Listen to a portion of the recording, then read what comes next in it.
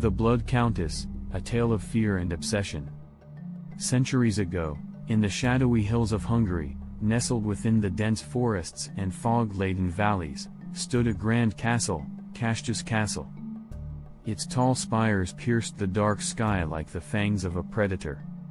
Inside those cold stone walls resided a woman whose name would become a byword for terror, Countess Elizabeth Báthory.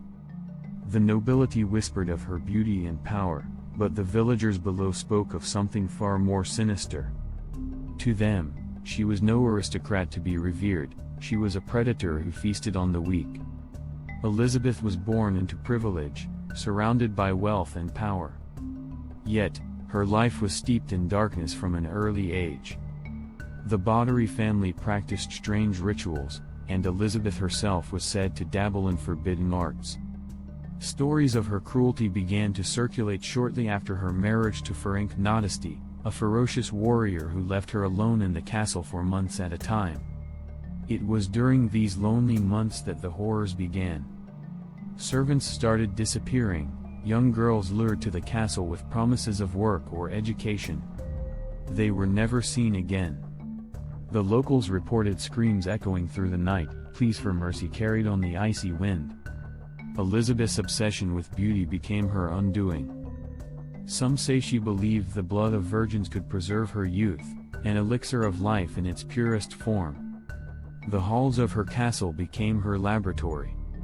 Victims were tortured in ways too unspeakable to describe, whipped, burned, or mutilated, all to extract their lifeblood.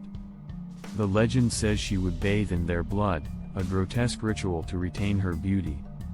Whether this is fact or folklore, no one truly knows.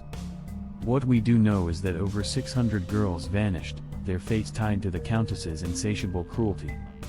But no monster can hide forever. In 1610, King Matthias of Hungary could no longer ignore the growing pile of accusations. Investigators stormed the castle and discovered a scene from nightmares: mutilated bodies, girls locked in dungeons, and instruments of torture so twisted they defied imagination. Elizabeth herself was found in her chamber, calm and composed, as if unaware of the horror she had unleashed. She was arrested but, due to her noble status, spared the executioner's axe. Instead, she was bricked into a small room within her castle, with no windows and only a small slot for food and water. For 4 long years, Elizabeth languished in her tomb of stone, until one day, the guards found her lifeless body. Some say she died of starvation, others claim she succumbed to madness. But her legacy lived on, dark, grotesque, and forever etched into the annals of history. And so, the Blood Countess became a legend, a chilling reminder of how power and obsession can twist the human soul into something monstrous.